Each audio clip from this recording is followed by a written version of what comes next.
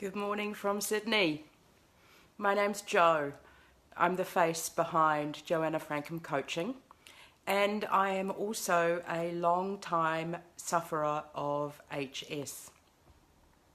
This week is HS Awareness Week, and because I suffered from HS for over 20 years without knowing what it was, I thought I would bare my underbelly and share with the world some of what I went through in the hope that I can reach even just one HS sufferer out there so that they no longer feel so isolated and alone, because HS is such a horrible, grim disease.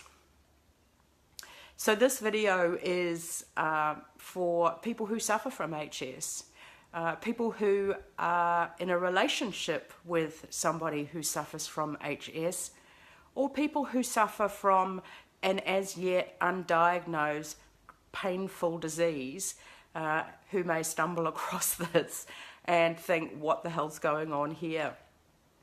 And to be honest, I had prepared a whole bunch of notes for today. And then the universe conspired against me and I developed this horrible head cold, so I'm not as clear as I would like to be. And I thought, to be really authentic, I should just talk about my story. And if what I say makes you feel uncomfortable, all I would say to you is imagine what it's like to be an HS sufferer. HS for me was shying away from intimate relationships because of fear of rejection. HS for me was not being able to sit for too long in one position because of the pain, not being able to go to sleep at night because I couldn't find a comfortable way to lie in bed.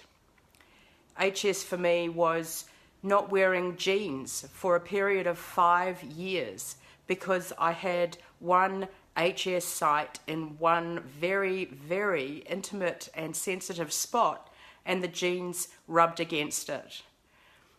HS for me meant open wounds at the hairdresser. My hairdresser was one of the few people who knew about my HS symptoms. HS for me meant hiding a very big part of who I really am from the world, and feeling incredible shame for my dirty little secret. And even as I say this to you now, I can feel myself getting quite emotional. HS, for the uninitiated, stands for Hidradenitis Suppurativa. It's also known as acne inversa. It's a chronic and extremely painful inflammatory skin disease that affects the hair follicles in sensitive and personal places. Places like the armpit, places like the groin and the buttocks, and under the breasts. And it can affect other parts of the body as well. In my case, my hairline. HS is characterized by recurrent boil-like lumps and abscesses that culminate in very difficult to heal open wounds, and they often result in terrible scarring. And as you can imagine, they are terribly painful. Multiple boils can crop up in an area and connect to one another in tracts or tunnels under the skin. There's a rating scale for HS. It's called the Hurley rating scale. Stage 1 is when you have a single lesion without a sinus tract. Stage 2 is where you have more than one lesion or area, but there's limited tunnelling. Stage 3 is defined as multiple lesions. Generally, it's more extensive and it takes over a whole area of your body. In some ways, I was quite lucky because my HS was isolated to my groin and to my head. I never had it underneath my breasts or under my arms. But I would have said that my HS was about stage 2.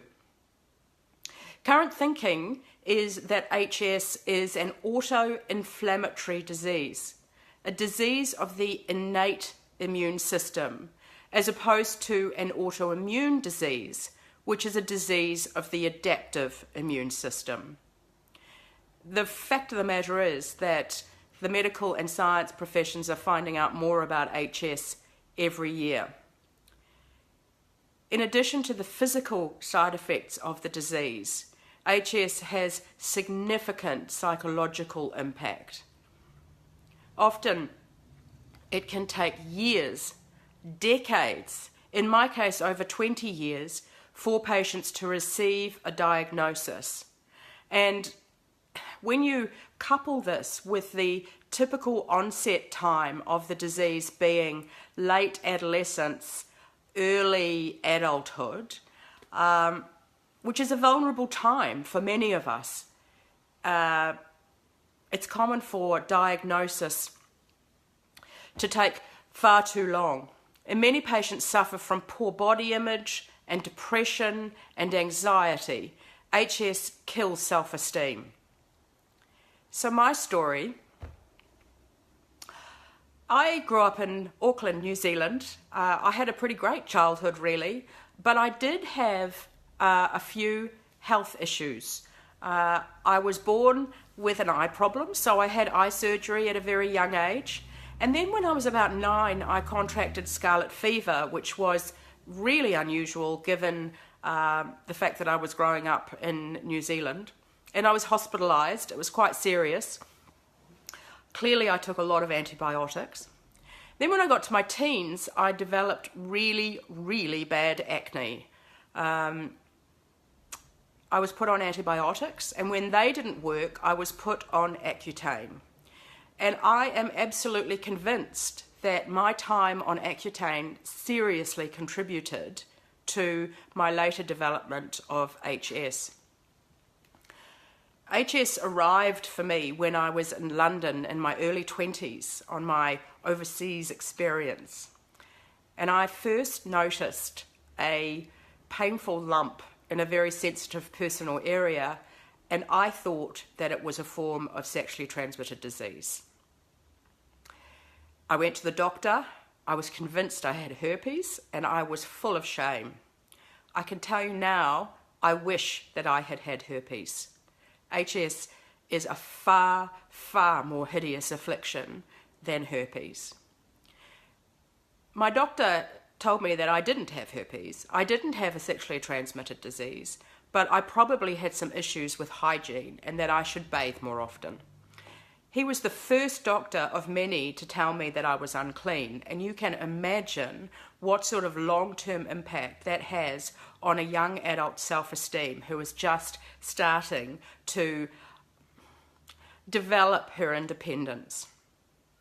I saw general practitioners, gynecologists, and skin specialists, dermatologists over the years, and nobody could tell me what I had. And on more than one occasion, as I mentioned, I was told that I was unclean. I've also talked to you about, hello Zach, you're not unclean. You're perfect the way you are. I talked about having one site that was open for 5 years, which meant that I couldn't wear jeans. Wearing white pants was something that I could never do. Dark colours were something that I always wore. I had problems in my hairline. HS is directly responsible for me stopping dyeing my hair. I had dyed my hair since I was 19, and as my HS got worse, I finally started talking to my hairdresser about whether it might be better for me to stop putting artificial colouring into my system. And as a result of that, I made the big decision to stop dyeing my hair. Women who suffer from HS will understand what a deeply personal decision it is to allow yourself to go grey when you are in your late 30s, early 40s. It's a massive thing. Unfortunately for me, it turned out to be the right decision, but HS made the decision for me. HS made me more stressed. HS gave me a very low level of self-esteem. HS prevented me from building truly deep, meaningful relationships with other people because I always held something back. HS made me ashamed for being who I was. And when I look back, I can see now that I have a family history of skin issues. My dad suffers from psoriasis, and his mother, my sister, suffers from eczema quite badly, and there are other members of my family that suffer from autoimmune diseases. I got the HS card. I was a smoker when I was in my late teens, early 20s, and we know that there is a correlation between smoking and HS. We also know that correlation does not mean causation. I know of non-smokers who have really bad HS, but there is a link. So I suffered from this disease and didn't talk about it with anybody for 20 years. I didn't even tell my mum. She knew I had some skin problems, but that was about it. In 2013, I was online and I was reading an article on Mark's Daily Apple. I stumbled across a guest post by Tara Grant, and she was describing her symptoms of hidradenitis suppurativa. I remember reading the article and I had tears streaming down my face. It was the first time in my entire life I had come across somebody who experienced what I experienced, who knew what I was going through. Tara Grant is directly responsible for changing my life. I will forever be grateful to a woman on the other side of the world for being the catalyst to me changing the way that I approached my health. As a result of Tara's article on Mark's Daily Apple, I bought this book, The Hidden Plague, Tara's book, in 2013. Tara's book led me to Sarah Ballantyne and the paleo approach. These two books were directly responsible for me putting my HS into 95% remission. I'm not cured, I still get the odd flare, but it has changed my life in ways that I could never have imagined. I started the Autoimmune Protocol almost 5 years ago.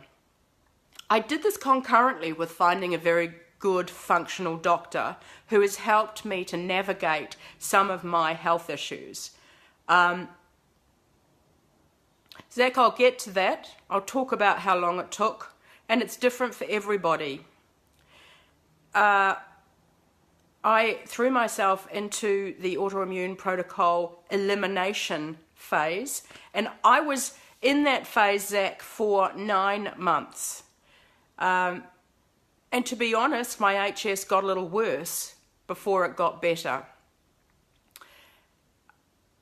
What I liked about the Autoimmune Protocol was that it gave me a framework. And at the same time, I worked with a functional doctor and identified that alongside my HS, there were other gut-related issues. The Autoimmune Protocol is a framework to help you to heal your gut, which we now know contributes to so much of our disease. So we do this by eliminating potentially inflammatory foods and other factors, lifestyle factors, and adding more good stuff. Nutrient density becomes a focus. So my period of the elimination diet lasted for 9 months, and during that time, my HS cleared up. I would say that it's very easy for people to think that it's all about the diet. And for me, that is absolutely not the case. I discovered that my adrenals were in a shocking state, and HS is a disease that is linked to hormones, so it's hardly surprising that I was a stress head. So placing stress management techniques into my life on a regular basis, techniques that really work for me, was a very important part of my healing journey. The other thing about AIP is that people think that it is all about the elimination diet. The AIP framework for me is something that I will be working on for the rest of my life. I live what I call an AIP life. I no longer eat the diet outlined in the elimination phase.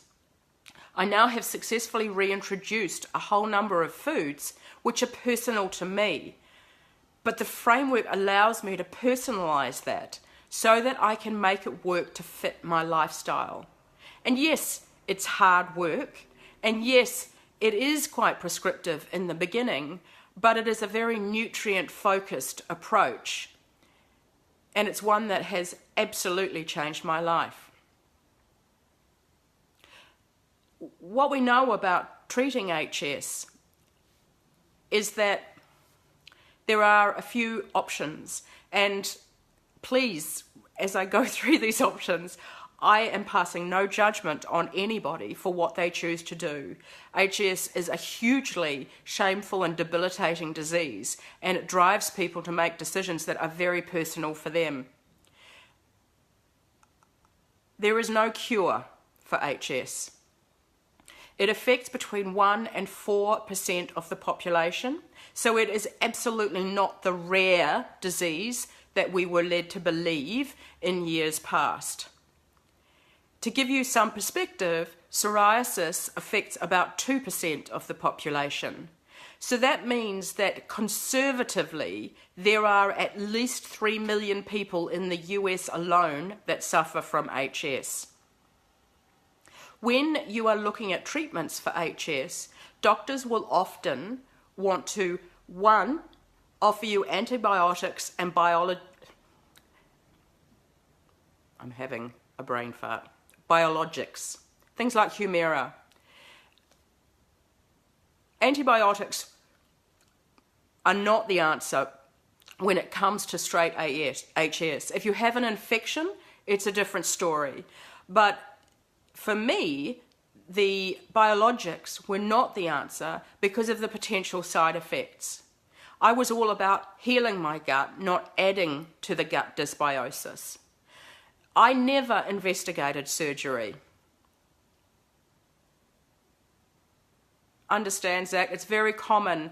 And we can talk about that, you know, in the allopathic system. Hey, Rory. In the allopathic system, the first step for doctors is often to prescribe pharmaceuticals. There's not a lot of money in saying go off and change your diet and lifestyle. And the thing about surgery, when we get to surgery, is that well, for a start, it's hugely barbaric, where they excise pieces of your body. They remove that skin, they remove the follicles, and often have to skin graft to fix the area that has been affected. And it doesn't cure the HS. It's an extreme decision. I understand that for many people it is an extreme decision that they feel driven to and that they have no option, but it is certainly an extreme decision. And when I started down this autoimmune protocol rabbit hole, if you had told me at the time that I could put my HS of over 20 years into almost complete remission simply by changing my diet and lifestyle, I would have told you you were mad. But I am now a believer. So the reason that AIP makes sense, as I mentioned to you, is that first, it is a natural, nutrient-dense way of approaching diet and lifestyle change. It doesn't involve any drugs. It's not harmful. In fact, it's the opposite of harmful. It helps you to apply tools and rituals and food options to your life that enhance your health. And I don't know about you, but I want to be a healthy old person. That's one of my personal goals. There are certainly people within the HS community who have had a lot of luck with a ketogenic approach.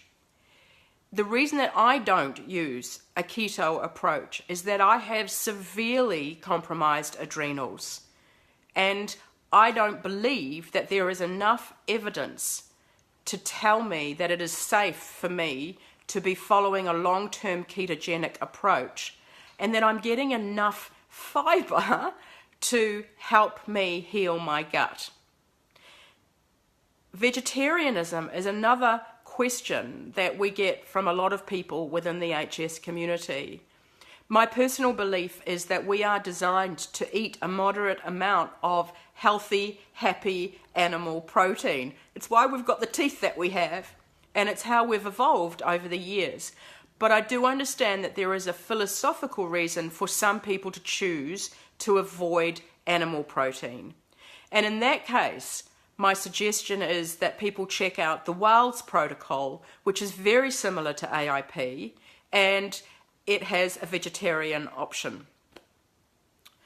What I love about AIP is that it provides me with an N=1 framework and wiggle room.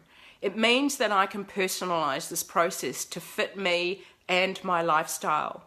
It means that I can do this in small, incremental ways to continue to look at enhancing my health. And that's how I approach it. And that's how I work with clients. I think when you start with AIP or with any healing protocol, you are looking for the quick fix. You're looking to change your diet and then to go back to living your life. The reality is that this is a lifestyle change. It changes how you navigate the world, how you approach living your life, the choices that you make on an everyday basis.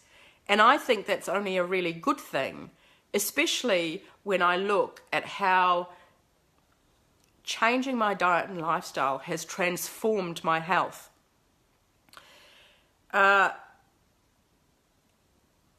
You were asking, I think, about the time it took. I think, Zach, you were asking that. And I mentioned the 9 months in elimination. I think it's very easy on AIP for us to think that the elimination is everything. The reality is that when it comes time to reintroducing foods, that can actually prove to be even more challenging. And it's very important, after we have been through the elimination phase of the autoimmune protocol, that we are very systematic. To me, Zach, there's a few things, right? The first thing is I would absolutely encourage you to keep a food and mood diary, to track what you're doing and to track how you're feeling, and review that to understand whether your HS has improved, got worse, how's your mood, how are you sleeping, rate your stress levels, keep a track of what's going on in your life. And I absolutely believe that you get worse before you get better as your body gets used to the fact that you are removing foods that are not serving you and bringing in the nutrient density. One of the reasons that I spent 9 months in my elimination phase is that I felt really good for the first time in 20 years. I had more energy. Ironically, people were commenting on how great my skin looked, which is just bizarre as an HS sufferer, especially one who had severe acne as a teenager. But I was a bit scared to start reintroducing foods. And it's true that you will know very quickly, once you've been through the elimination phase and you start reintroducing, if you're doing it in a very systematic way and you're tracking it in your food and mood diary, you will understand very quickly whether a food is a trigger or not. I can tell you I will never knowingly eat gluten again in my life. I can tell you that I can eat a little bit of dairy without there being too many issues. That's unusual. I think it may be because I have a mum who comes from Northern Europe. She's from Germany. I can tell you that nightshades don't seem to affect my HS, but they affect me in different ways. So it's very much about personalizing this process. in a way that works for you. And please don't underestimate the impact of working on stress management and self-compassion and self-care, because HS, it takes you through the ringer. And when you start AIP, I don't think that you have, whatever healing protocol you start, I don't think you realise just how much peeling of the onion is going to go on in terms of understanding and building self-awareness. It's quite a transformative process. It's not linear and it's not always easy, but it can be profound. So HS and AIP are responsible for me retraining as a health coach. I felt that AIP had transformed my life in such a way that I wanted to see if I could help other people who had had similar experiences and felt similar emotions of shame and embarrassment and hiding away who they really were, by helping them to personalise their healing protocol and put goals in place and some accountability, and to work with people to help them navigate this landscape, this new way of looking at the world. As a result of that, I now have a website, joannafrankham.com. You can find me on Facebook, obviously, because that's where you are now, and I'm on Instagram. I'm also the creator and facilitator of AIP Reset. AIP Reset is a 30-day program for people who have already tried AIP, but think that they need to re-find their groove, if you like. In July, I am holding a special AIP Reset for HS group that is specifically and only for people who suffer from HS. I'm running that concurrently with my usual AIP Reset group, because I think that the symptoms and needs of HS people can sometimes be a little bit different. And the need for people who understand the pain and shame of HS, the need to be able to connect with human beings in a way that they can empathize with you, can be profound. And that's what Tara Grant gave me, and for that I am very grateful. So if you've got any questions, if you'd like to know more about AIP Reset, if you'd like to connect with me and talk about one-on-one coaching, if you'd just like to pick my brain about HS, please feel free to drop me a line at joanna@joannafrankham.com. I hope that this reaches some people in the HS community and provides them with a level of hope around what changing diet and lifestyle can do for this terribly grim affliction. And I want to say thank you to those of you who joined me today on this very nerve-wracking personal sharing of my HS story. Thanks very much for joining me, and I look forward to talking with you again. Bye from Sydney.